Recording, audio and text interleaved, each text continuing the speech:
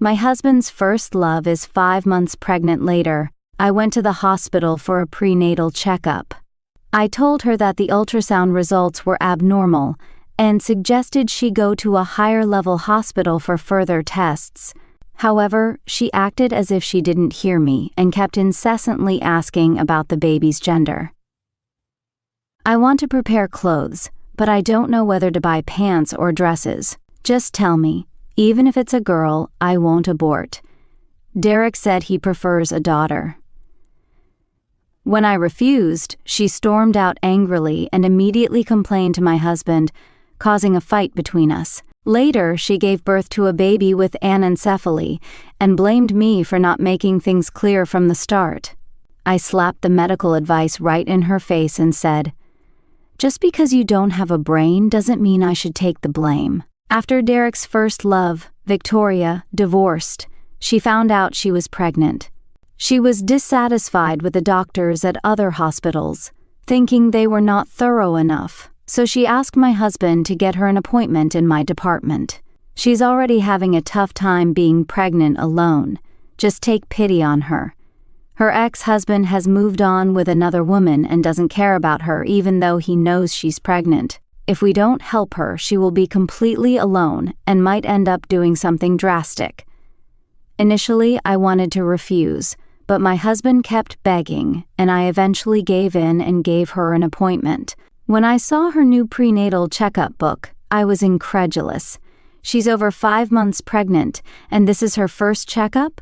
Even a first-time mother wouldn't be this ignorant. I ordered a series of tests for her to do first. Victoria looked at the thick stack of test orders, frowning as if she wanted to say something, but I had already called in the next patient. With no other choice, she stormed out. I was busy and didn't notice that she only came back 5 minutes before the end of my shift when the nurses were already cleaning up. She threw a pile of test results on my desk and immediately asked, "Quick, tell me, is the baby a boy or a girl?" I checked the results one by one, ignoring her question. Victoria kept talking to herself. "I'm not gender biased or anything. I'm just curious. I want to prepare clothes and decorate the nursery. Emily, just tell me whether I should buy dresses or pants. Should the nursery be painted blue or pink?" I looked at her ultrasound results with a serious expression and said, "The ultrasound shows that the baby's brain development is not good. The skull is irregular. I suggest you go to a higher-level hospital for a detailed examination to see what the doctors there recommend." Victoria acted as if she didn't hear me, immersed in her own thoughts, and continued talking about the baby's gender. "I just want to have a son, but Derek said he would prefer a daughter. He thinks a daughter would be as beautiful as me, whereas a boy might be too mischievous for me to handle." I interrupted, "You're overthinking it. Sons can be gentle and obedient too. I've seen many videos of children being sweet and well-behaved. Maybe your baby will be like that too." I repeated, "The baby's skull is incomplete and brain development is slow. I suggest you go to a higher-level hospital or a neurology hospital for a checkup." Victoria still ignored my advice, smiling as she touched her belly. "Even though I'm pregnant, I can eat, drink, and sleep well. I haven't had any morning sickness. Others have a tough time during pregnancy, but I can still walk briskly. I knew this baby was a blessing." I sternly repeated, "The fetus has a skull defect. You should go to a higher-level hospital." Victoria didn't respond. I continued, "The baby kicked me last night. With such small strength, he will surely be a gentle little boy. Just thinking about having a little man in my life makes me excited. Emily, don't you think so? Isn't my baby a boy?" I stuck the medical advice on her medical record without expression and said, "Hospital regulations prohibit doctors from revealing the baby's gender." Victoria gave me a reproachful look and said, "Oh, come on, we're friends. Just tell me, I won't report you." She tried to persuade me with a few soft words, but I still refused. Victoria left angrily, glaring at me as she held her belly. As soon as she left, the nurses started whispering. "Dr. Emily, do you know that pregnant woman? Should we remind her again? This could be serious. It's safer to go to a higher-level hospital for a checkup." But she didn't listen to Dr. Emily at all. She kept talking about the baby's gender. "Is it really necessary?" "Do you think so?" "I think she's acting like she's deaf." Yeah, she didn't hear anything Dr. Emily said, but she got angry when refused. I rubbed my aching forehead and said, "Enough about her. Let's pack up and go home." The nurses nodded and quickly cleaned up the department before leaving. When I finally got home, I wasn't greeted by a warm meal of 3 dishes and a soup, but by Derek's stern face. As soon as he saw me, he blocked the door and questioned me. "Vicky, today wasn't she supposed to have a prenatal check-up at your clinic? What did you do to her? Why did she come back crying? Didn't I tell you to be more considerate towards her? She's already having a hard time. Can't you be a bit more patient with her? Just spend some more time comforting her. It's not that difficult. Why can't you even do that?" Derek's words made my headache worse. I had already had a long day and just wanted to take a nice bath and then go to bed, but he didn't seem to notice how exhausted I looked and kept blocking the doorway, interrogating me. I weakly retorted, "I just did the checkup. What else could I have done to her? Besides, there are so many cameras and so many eyes in the hospital. Do you think I could do anything to her? I have to deal with so many pregnant women and patients every day. I've already been very patient. If he wants to listen, he can listen. If not, that's his problem. There are so many pregnant women waiting outside. How do I have the time to comfort her?" Maybe my words made sense, and Derek's expression softened a bit. He asked again, "So Vicky had her checkup too. Did you look at her results? Is the baby a boy or a girl?" I looked at him strangely. Why is everyone so obsessed with knowing whether Victoria's baby is a boy or a girl? What's the difference? Even if I knew, I couldn't tell you. The hospital has strict regulations against revealing the baby's gender. Why are you so persistent? Is her baby's gender that important to you? Is the baby yours?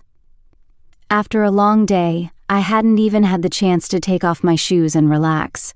My patience was wearing thin, and my tone grew sharper. Derek pursed his lips and somewhat guiltily denied it. "Honey, you're overthinking. The baby isn't mine. You know she's my senior from college who helped me a lot. I just wanted to take care of her a bit more. I was just curious about the baby's gender, that's all. If it bothers you, I won't ask again. You've had a long, tiring day. Why don't you come in? I made some chicken soup for you. Drink a couple of bowls to replenish your energy." He stepped aside and hurried into the kitchen, as if busying himself with something. Exhausted, I changed my shoes and headed straight to the bedroom without even glancing at him. I didn't come inside because he had been blocking the doorway, incessantly questioning me about Victoria. And as for the chicken soup and taking care of my health, did he really think I didn't see the takeout boxes at the door? Even if he had made chicken soup, it was probably just leftover watery broth by now. After all, for Derek, it was Victoria who should be drinking the nourishing soup. Lying on the bed, I started reflecting on my marriage. Derek and I met through a blind date and had a whirlwind romance. He was good-looking and well-educated. We both entered the relationship with marriage in mind and thought it was a good match, so we quickly tied the knot. Initially, our married life was quite harmonious. He was gentle and considerate, took care of me, and would even bring me meals and make soup knowing how hard I worked. But things changed after Derek attended a class reunion. He came back looking lost and distracted, and from that point on, Victoria's name frequently came up in his conversations. He said Victoria was his senior in college, beautiful, elegant, and had a boyfriend she had been with for 8 years. They planned to get married as soon as Victoria did, but for some unknown reason, they divorced. After the reunion, Derek reconnected with the now divorced Victoria, helping her find a place to live, lending her money when she was broke, and even traveling miles to buy her favorite dumplings when she was feeling down.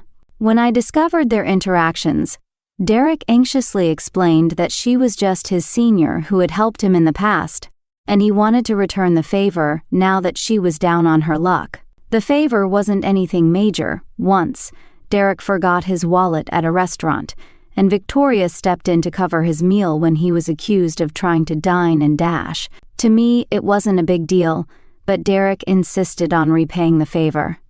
I'm not someone who sweats the small stuff and was willing to let him help her, trusting him since we were married. But my tolerance didn't earn his understanding.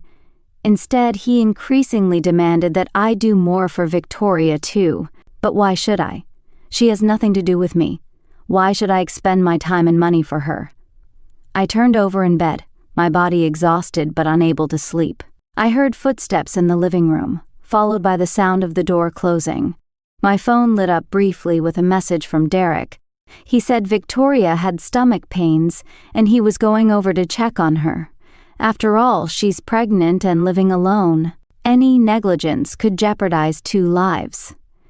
He told me not to overthink it, that he was just going to check on her. Lying in bed with my eyes wide open, I suddenly thought about getting a divorce. Spending a lifetime with someone like this seemed pointless. I wasn't sure if Victoria would tell Derek about the prenatal checkup, or if Derek would even care. Anyway, I had already told him, and whether he listened or not was his problem. The next day, I was scheduled for the afternoon shift, from noon to p.m. It was only when daylight broke that I finally dozed off. To my surprise, I was shaken awake not long after I closed my eyes. Derek, with an angry expression, shook my shoulders. When he saw I was awake, he didn't relax, but instead gritted his teeth and said, "Emily, I never thought you could be this kind of person. You're too much. You knew Vicky was pregnant, so why did you do this to her? How can someone like you be a doctor, supposed to save lives? You're nothing but a butcher." Derek's words left me bewildered. With sleep still clouding my vision, I asked, "What do you mean by this and we started sleeping in separate rooms?" I took the master bedroom while he slept in the guest room. At first I didn't understand why, but once I learned the name Victoria, everything became clear. He wanted to save himself for Victoria. Why shouldn't I help him achieve that? So, Derek let Victoria sleep in his room. Thinking about this, I felt nothing but a slight urge to laugh. Derek had already gone this far, so if I continued to hold my position as his wife, I would truly seem unreasonable. Victoria pouted slightly and quickly glanced at me. Then she coquettishly said to Derek, "I just got out of bed for a moment. I'm not that delicate. Besides, my stomach doesn't hurt anymore." Derek wanted to touch her stomach but hesitated, noticing I was there. He waved his hands nervously. "You should rest more. Your health is the top priority." Victoria was pleased with Derek's words and giggled softly. "Don't say that. What if Emily misunderstands?" Derek nonchalantly replied, "A clear conscience laughs at false accusations. I haven't done anything wrong to her. I'm not afraid of her misunderstanding." I crossed my arms and watched them as if I were watching a play, then said coldly, "Are you done? If so, please leave. I need to sleep." Derek frowned, clearly displeased, and scolded me. "Didn't you say you would apologize to Vicky if I apologized to you? Apologize to her now and make her happy, or I won't let this go." I pointed at Victoria without any politeness. "Apologize for what? I did nothing wrong. She seems quite happy already. What needs to be smoothed over?" Derek turned around just in time to catch Victoria's unrestrained smile. Both of them seemed a bit uncomfortable. Derek awkwardly touched his nose and then continued, "There's nothing wrong with the baby in Vicky's stomach. You need to apologize and publicly declare that the baby is healthy." I couldn't tolerate such nonsense. I looked at them with disdain, then directly pushed them out of the room. These two either couldn't understand human speech or refused to listen. There was no point in wasting more time. I might as well go back to sleep. Derek banged on my door and shouted, "Emily, what do you mean by this? Open the door." I ignored him and went back to bed, planning to take a nap. But then I heard Victoria cry out, "Derek, my stomach hurts." Derek panicked. "Vicky, what's wrong?" "Emily, open the door. Vicky's in trouble." Hearing Victoria's groans and screams, which sounded genuinely painful, I quickly opened the door. Victoria was half lying on the floor, her face pale and covered in cold sweat. Derek was beside her, looking busy but not knowing what to do. I pushed the useless man aside and checked on Victoria. Her stomach was tightening, and it seemed like she was about to give birth. But wasn't she only 5 months pregnant? Could it be premature labor? There was no time to think. I turned to Derek and shouted, "Call 911!" Derek snapped out of it, frantically grabbed his phone, and made the call. I propped Victoria up with a pillow to make her more comfortable. Thankfully, the ambulance arrived quickly, and Victoria was rushed to the hospital. I followed them to the hospital and explained Victoria's situation to the emergency doctor. After an examination, the doctor found signs of a threatened miscarriage and gave her a shot to stabilize the pregnancy. She was then admitted to the hospital. Derek stayed with us the whole time. When he heard that Victoria was out of danger, he breathed a sigh of relief and then started blaming me. "It's all your fault. If you hadn't upset Vicky, she and the baby wouldn't be in this situation. Luckily, they're both fine now, or I wouldn't have let you off." After everything that had happened, I realized Derek was just an idiot. I no longer felt the initial sadness and said bluntly, "Let's get a divorce." Derek was taken aback at first, then frowned and said, "What do you mean? Are you trying to threaten me with divorce? I thought you were mature, but now you're acting like a little girl." "I really misjudged you, Emily." I didn't bother to argue and said, "I'll have the divorce papers sent to you by my lawyer.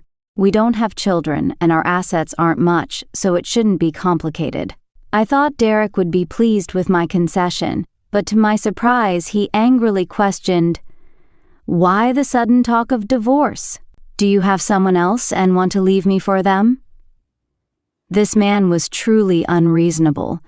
I glanced meaningfully at Victoria, who was pretending to sleep but clearly eavesdropping. Raising an eyebrow, I said, "Isn't it you who has someone else? I'm just making room for you two." Victoria's eyelashes trembled slightly, revealing she was indeed awake and listening. I suddenly felt that even if Derek didn't agree, Victoria would make sure he did. I didn't need to worry about what else Derek might say. As Victoria slowly woke up, she weakly called out, "Derek." Derek instantly forgot about me and hurried over to fuss over Victoria. Finding it pointless to stay there, I turned around and went back to work. I instructed my lawyer to draft the divorce agreement and send it to Derek. I messaged him saying that if there were no issues, we should set a time to finalize the divorce quickly. I hadn't heard back from Derek yet, but his mother, Rose, called me. She said he was already standing at our front door, waiting for me to let him in. This struck me as very odd. I called Derek, but he didn't answer, so I had to leave work early to go home and open the door for him. As soon as Rose saw me, she excitedly grabbed my hand and smiled kindly. "Emily, I heard you have some wonderful news. Why didn't you tell us?" I wouldn't have known if a relative hadn't mentioned seeing Derek walking with a pregnant woman every day. "I had no idea you were expecting my grandchild so soon." I was baffled and straightened my posture, asking, "Do I look pregnant to you?" Rose looked at my flat stomach in surprise and asked, "Where's the baby? Did you have it already?" I couldn't help but laugh. I patted my stomach and said, "I was never pregnant. You must have misunderstood." Rose got anxious and pulled out her phone, showing me a picture. "Look at this photo. It's clearly Derek with a pregnant woman. If it's not you, who is it?" I glanced at the photo. Although I couldn't make out the woman's face, I knew it was Victoria. I smiled and said, "You should ask Derek and hear his explanation." Rose looked at me in surprise, seeming to realize something, and fell silent. Just then, Derek called me back. I told him his mother was here, and he hung up without a word. Soon after, the hospital called me in for an emergency. I told Rose to wait for Derek at home, grabbed my bag, and headed to the hospital. By the time I finished my shift, it was the next morning. Exhausted, I dragged myself home only to find Victoria sitting on my couch, with Derek feeding her fruit. Rose was busy in the kitchen. Hearing the door open, all 3 pairs of eyes turned to look at me. All I wanted was to collapse into bed, so I ignored them and went straight to my room. I'm not sure what Derek told his mother, but he not only brought Victoria to stay with us, but also kept Rose to take care of her. He even avoided signing the divorce papers and dodged me altogether. With Victoria and Rose at home, a pregnant woman and an elderly lady, I couldn't bring myself to kick them out. Since we had enough rooms, I let them stay. Victoria, whether to drive me away or assert her status, made her presence known whenever I was home. If she wasn't blasting the TV, she was chattering nonstop with Rose. Rose tolerated her and even indulged her whims. If Victoria wanted bone broth, Rose would go to the market at the crack of dawn to buy fresh ribs. If Victoria wanted chicken soup, Rose would slaughter our largest chicken and make her a rich broth. Under Rose's care, not only did Victoria look healthier, but she also gained weight. However, I wasn't sure if she had gone to a specialist hospital for further checks. Seeing her belly grow, I couldn't help but remind her, "Have you had the baby checked? If it has anencephaly, it's best to address it early for a quicker recovery." Victoria, enraged, slammed the glass table and shouted, "You're the one who's brainless. My baby is perfectly healthy. You're just jealous, and that's why you're saying these things, you wicked woman." With irritation, I responded, "I'm only suggesting you go to a specialist hospital. Have you been at all?" Victoria fell silent. A thought crossed my mind, and I asked with a stern face, "You haven't even had a prenatal checkup, have you?" Since Victoria moved in, I hadn't heard of her going for any prenatal visits. It's been over a month now, and she should have had at least one. I grabbed her hand and said, "Come on, let's go to the hospital now." Victoria struggled and said, "I'm not going to the hospital. Let go of me, I won't go." Annoyed, I said, "Why won't you go? It's for the sake of your baby." And to be realistic, if the baby does have anencephaly, the chances of survival are low. Even if it survives, the medical costs would be a burden for you. With tears in her eyes, Victoria spat, "Don't think I'll believe you. You're just jealous that I'm pregnant. As long as I'm pregnant, Derek won't divorce you." Frowning, I asked, "What do you mean by that?" Victoria smiled triumphantly. "Exactly what it sounds like. Derek said you don't like having children, but his family can't be without heirs. As long as I have the baby, he will give the child too. You take care of the child, I'll just be the hands-off parent," he said clearly. "He truly loves me, you're just a tool," she declared arrogantly. I squinted at Victoria's triumphant little face, resisting the urge to slap her. What I wanted more, though, was to deal with Derek. How could he come up with such a ridiculous idea? Why on earth would I help them raise their child while they enjoy their freedom? Moreover, the child Victoria is carrying might have issues. I grabbed Victoria's hand tightly and questioned coldly, "Why do you think I would obediently follow your orders? Don't think that just because Derek is hiding and refusing to sign, I can't divorce him. I've already filed for divorce. Whether he signs or not, I will get a divorce." Victoria didn't seem scared at all. Instead, she threatened, "So what if you get a divorce? We know where you work. We know where you live. If you don't help us, we'll make a scene. We'll make sure you lose your job and your place to live, and in the end, you'll still have to help us raise the child." This plan was truly malicious. The thought that Derek came up with this made me feel even more disgusted. How could such a vile man be my partner? I felt a chill just thinking about it. While I envisioned spending my life with him, He was scheming against me. I took a deep breath, trying to calm my emotions. We'll deal with Derek later. For now, you need to come with me to the hospital for a checkup. Your pregnancy is progressing, and if there's an issue with the baby, it should be apparent. Victoria ignored my advice and struggled, I'm not going. While we were still in a standoff, Rose came back from grocery shopping. She was shocked to see us arguing and hurried over, asking, "What are you two doing?" Seeing her, Victoria acted like she saw a savior and shouted, "Aunt Rose, help me. She's trying to force me to the hospital to abort the baby."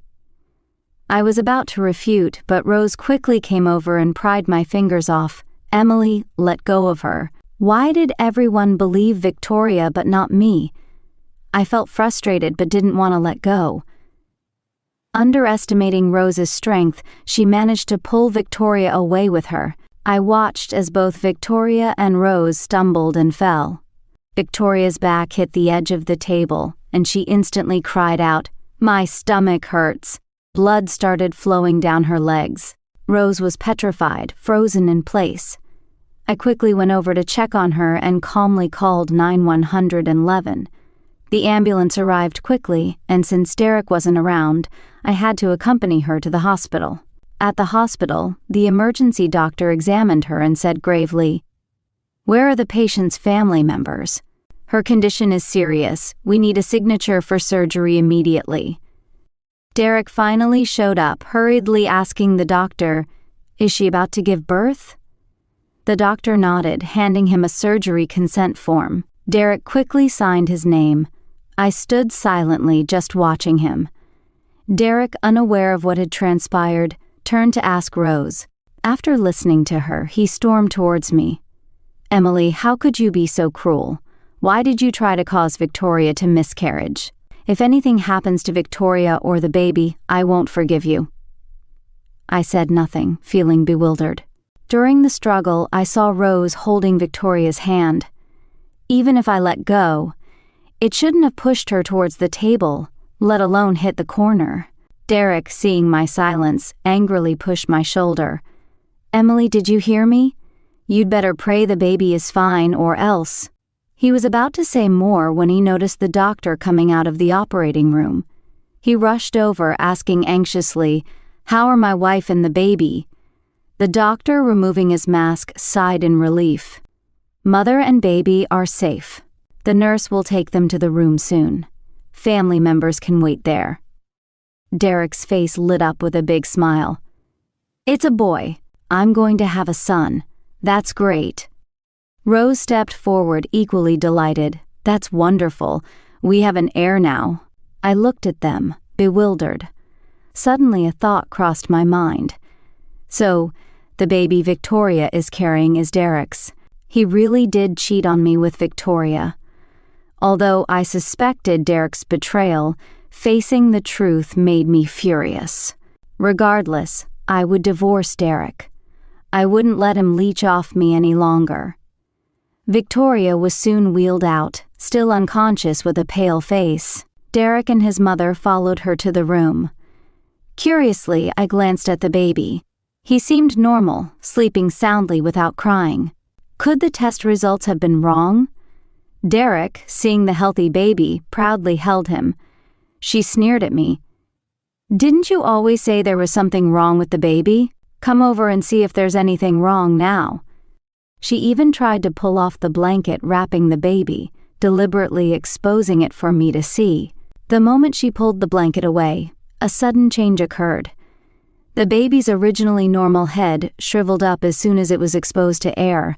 A large part of the top of the head caved in, and even the delicate features were distorted.